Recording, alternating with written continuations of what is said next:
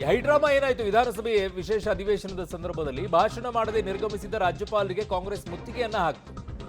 ಮೇಲ್ಮನೆ ಸದಸ್ಯ ಬಿಕೆ ಹರಿಪ್ರಸಾದ್, ಐವನ್ ಡಿಸೋಜಾ, ರವಿ ಮುತ್ತಿಗೆಯನ್ನ ಹಾಕಿದ್ರು. ರಾಜ್ಯಪಾಲರ ವಿರುದ್ಧ ಕಾಂಗ್ರೆಸ್ ಸದಸ್ಯರು ಘೋಷಣೆಯನ್ನ ಕೂಗಿದ್ರು. ಕಾಂಗ್ರೆಸ್ ಸದಸ್ಯರನ್ನ ಮಾರ್ಷಲ್ಗಳು ತಳ್ಳಿದ್ರು. Party and this is not accepted. Karnataka is known as a progressive state and law-abiding state, and these governors who come from the Nagpur University, they are trying to browbeat the people of ಜಂಟಿ ಸಮಾವೇಶದ ಅಧಿವೇಶನದ ಈ ದಿನ ನಡೆದಂಥ ಘಟನೆ ಕರ್ನಾಟಕ ರಾಜ್ಯದ ಕರಾಳ ಇತಿಹಾಸವಾಗಿ ಭಾರತೀಯ ಜನತಾ ಪಾರ್ಟಿಯವರು ಸೃಷ್ಟಿ ಮಾಡಿದ್ದಾರೆ. ಕರ್ನಾಟಕ ರಾಜ್ಯ ನೆಲದ ಕಾನೂನಿಗೆ ಗೌರವ ಕೊಡ್ತಕ್ಕಂಥ ರಾಜ್ಯ, ಸಂವಿಧಾನದ ಮೇಲೆ ಅಪಾರವಾದ ಗೌರವವನ್ನು ಇಟ್ಕೊಂಡಿರ್ತಕ್ಕಂಥ ರಾಜ್ಯ, ಸಂವಿಧಾನಿಕ ಪದವಿಯಲ್ಲಿ ಇರ್ತಕ್ಕಂಥ ರಾಜ್ಯಪಾಲರು ಅಂತ ಹೇಳಿದಾಗ ಸಂವಿಧಾನದ ಮುಖ್ಯಸ್ಥರು, ಸಂವಿಧಾನವನ್ನು ಕಾಪಾಡ್ತಕ್ಕಂಥವರು ರಾಜ್ಯಪಾಲರು. ಇವತ್ತು ನಡೆದ ಘಟನೆ ಕರ್ನಾಟಕ ರಾಜ್ಯದಲ್ಲಿ ಒಂದು ಕರಾಳ ಇತಿಹಾಸವನ್ನು ಸೃಷ್ಟಿ ಮಾಡಿದೆ.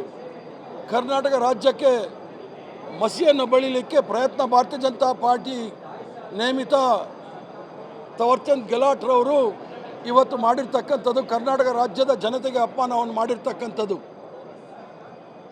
ಸಂವಿಧಾನದಲ್ಲಿ ಇರ್ತಕ್ಕಂಥ ಆರ್ಟಿಕಲ್ 176(1) ಅದರ ಪ್ರಕಾರ ಸಂವಿಧಾನದಲ್ಲಿ ಭಾಳ ಸ್ಪಷ್ಟವಾಗಿ ಗವರ್ನರ್ ಅವರ ಅಧಿಕಾರವನ್ನು ಭಾಳ ಸ್ಪಷ್ಟವಾಗಿ ಹೇಳಲಾಗಿದೆ. ಕೌಲ್ ಅಂಡ್ ಶಕ್ದರ್ ಅಂಥೇಳಿ ಪಾರ್ಲಿಮೆಂಟ್ರಿ ಪ್ರಾಕ್ಟೀಸ್ ಆ್ಯಂಡ್ ಪ್ರೊಸೀಜರ್ ಅದರಲ್ಲೂ ಸಹ ಭಾಳ ಸ್ಪಷ್ಟವಾಗಿ ಹೇಳಿದ್ದಾರೆ.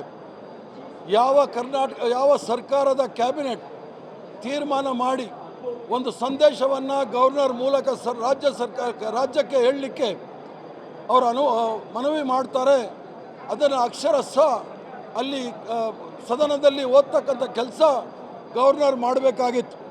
ಗವರ್ನರ್ ಅವರು ಇವತ್ತು ಸಾಂಪ್ರದಾಯಿಕವಾಗಿ ಬಂದು ಏನು ಸರ್ಕಾರ ಕ್ಯಾಬಿನೆಟಲ್ಲಿ ತೀರ್ಮಾನ ಮಾಡಿ ಭಾಷಣವನ್ನು ರೆಡಿ ಮಾಡಿ ಕೊಟ್ಟಿದ್ದರು, ಅದನ್ನು ಸಂದೇಶವನ್ನು ತಯಾರು ಮಾಡಿ ಕೊಟ್ಟಿದ್ದರು, ಅದನ್ನು ಸಂಪೂರ್ಣವಾಗಿ ತಿರಸ್ಕರಿಸಿ ಅವ್ರದ್ದೇ ಆದ ಭಾಷಣವನ್ನು ಓದಿದ್ದಾರೆ. ಈಗಾಗಲೇ ಸುಪ್ರೀಂ ಕೋರ್ಟು ತಮಿಳುನಾಡು ಗವರ್ನರ್ ವಿಚಾರದಲ್ಲಿ ಮತ್ತು ಇನ್ನೂ ಹಲವಾರು ಗವರ್ನರ್ಗಳ ವಿಚಾರದಲ್ಲಿ ಭಾಳ ಸ್ಪಷ್ಟವಾಗಿ ಹೇಳಿದ್ದಾರೆ. ಗವರ್ನರ್ ಅವರು ಎಕ್ಸ್ಟ್ರಾ ಕಾನ್ಸ್ಟಿಟ್ಯೂಷನಲ್ ಅಥಾರಿಟಿ ಏನೂ ಅಲ್ಲ.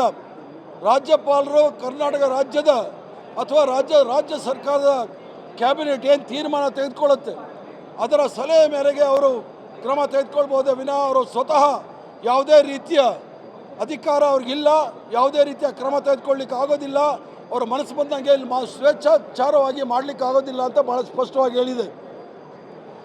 ಈ ರಾಷ್ಟ್ರದಲ್ಲಿ ಇರ್ತಕ್ಕಂಥದ್ದು ವೆಸ್ಟ್ ಮಿನಿಸ್ಟರ್ ಪ್ರಾಕ್ಟೀಸ್ ಅಂದರೆ ಏನು ಬ್ರಿಟಿಷ್ ಪಾರ್ಲಿಮೆಂಟಲ್ಲಿ ಏನು ವ್ಯವಸ್ಥೆ ಇದೆ, ಕ್ಯಾಬಿನೆಟ್ ತಯಾರು ಮಾಡಿದಂಥ ವರದಿಯನ್ನು ಓದ್ತಕ್ಕಂಥದ್ದು ಬ್ರಿಟಿಷಲ್ಲಿ ಬ್ರಿಟಿಷ್ ರಾಣಿ ಇಲ್ಲ ಮಹಾರಾಜ ಮಾಡ್ತಕ್ಕಂಥದ್ದು.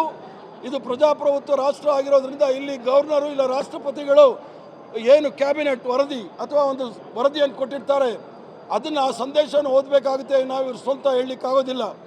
ಇವತ್ತು ಮಾಡಿರ್ತಕ್ಕಂಥ ಗವರ್ನರ್ ಅವ್ರು ರಾಜ್ಯಪಾಲರು ಮಾಡಿದ್ದಾರೆ ಏನು ಅಂತ ಹೇಳಿದ್ರೆ ನಾಗ್ಪುರ್ ಯೂನಿವರ್ಸಿಟಿಯಿಂದ ಬಂದಿರತಕ್ಕಂಥ 2 ಅಕ್ಷರವನ್ನು ಓದಿ ಇಡೀ ಕರ್ನಾಟಕ ರಾಜ್ಯದ ಜನತೆಗೆ ಅಪಮಾನ ಮಾಡಿದ್ದಾರೆ.